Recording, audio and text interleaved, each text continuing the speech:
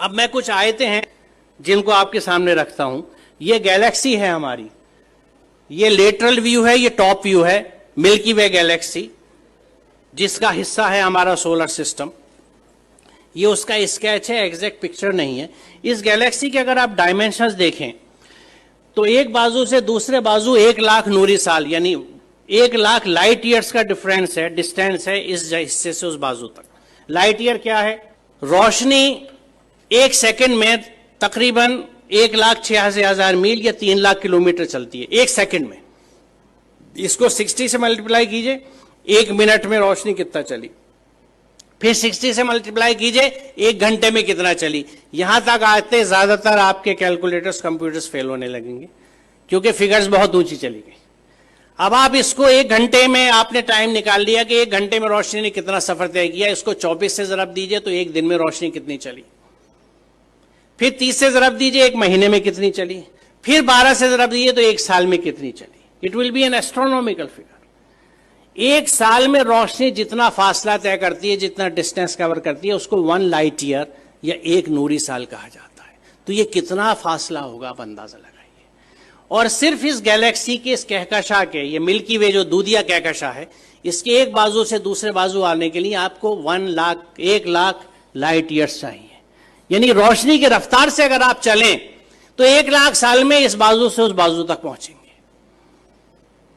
यहां अजमत का एहसास होता है अल्लाह ताला की। और ये मिल्की वे जो एक गैलेक्सी है, ये ऐसी एक गैलेक्सी नहीं है, बल्कि there are millions and millions of these galaxies पूरी कायनात में।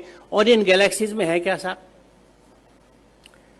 सितारे जिनकी डिफरेंट लाइफ साइकिल्स हैं, अगर आप स्टार्स की पढ़ें, या प्लैनेट्स जो उनके चारों तरफ घूम रहे हैं। सबसे बड़ा सवाल ये आता है कि ये रुके हुए कैसे हैं? रात में जो आसमान हमें इतना अच्छा दिखता है, उसमें तारे नजर आ रहे हैं, चांद नजर आ रहा है, ये रुके हुए कैसे? What is holding them? वो क्या चीज है? वो कौन से कुव्वतें हैं? आज हम जानते हैं कि ये इलेक्ट्रोमैग्नेटिक फोर्सेस हैं जिनके बैलेंसिंग से इनको हमने रोक रखा है। It is just phenomenal. आप ये समझिए कि मैग्नेटिक फोर्स को कंट्रोल करने के लिए इस वक्त हमारे पास जो सबसे अच्छी एग्जाम्पल है, उदाहरण है, वो मैगलेव ट्रेन का है कि मैग्नेटिक लेविटेशन से रेल की पटरी से 6 इंच ऊपर ट्रेन रन करती है, जिसको मैगलेव ट्रेन कहते हैं। उस मैग्नेटिक लेविटेशन से एक ट्रेन को सिर्फ हमने 6 इंच ऊपर उठाया है। और इन प्लैनेट्स का जो billions and billions of stars and planets और सूरज हैं, सितारे हैं, ये किस तरह से बैलेंस किए हुए मैग्नेटिक फोर्सेस के साथ। ये कितना जबरदस्त कैलकुलेशन है, कितना जबरदस्त हिसाब है। और इसको जब आप समझते हैं और सूरह रहमान की उस आयत को देखते हैं कि बस समा रफा व वज़ल मीज़ान, तो बात समझ में आती है कि उसने आसमान को बुलंद किया और एक तवाजुन कायम कर दिया। तवाजुन की अहमियत की वजाहत है क्योंकि आप इमेजिन कीजिए, मुझे नहीं पता, मैंने बचपन में खेल खेला है, उसका जिक्र मैं हमेशा इस तकरीर में अपनी करता हूं कि मैग्नेट से जब हम लोग छोटे थे तो हमारे पास वो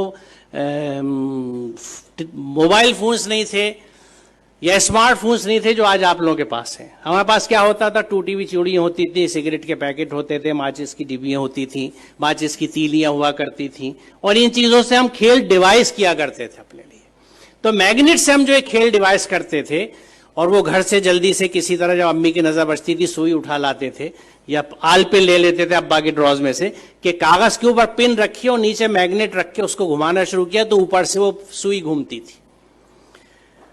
अब इस सुई को अगर आप बीच में रख के दोनों साइड मैग्नेट रख लें तो जिधर मैग्नेट का फोर्स ज्यादा होगा सुई उधर भागेगी। एक स्टेज ऐसी आएगी कि सुई बीच में कांपती सी रहेगी, ना इधर जा सकती है ना उधर, क्योंकि यहां पे दोनों फोर्सेज एक दूसरे को न्यूट्रलाइज कर रहे हैं। इधर की मैग्नेटिक की ताकत, इधर की मैग्नेटिक की ताकत एक दूसरे को न्यूट्रलाइज कर रही है, नलीफाई कर रही है। वो सुई बीच में ट्रैप्ड है। अब आप इसे इमेजिन कीजिए कि अगर आप ऐसे ही 2 मैग्नेट ऊपर नीचे रख लें और उस कागज को निकाल दें तो 4 मैग्नेट के बीच में हैंग कर जाएगी नीडल। बड़ी मेहनत करनी पड़ेगी इसको बीच में हैंग करने के लिए, एक सुई को।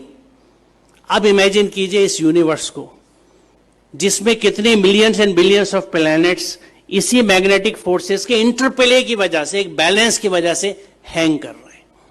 जो इसको समझ सकता है वो खालिक की अजमत को समझता है। वो परमात्मा की महात्मा को समझ सकता है, महानता को समझ सकता है, अल्लाह ताला की अजमत को पहचान सकता है।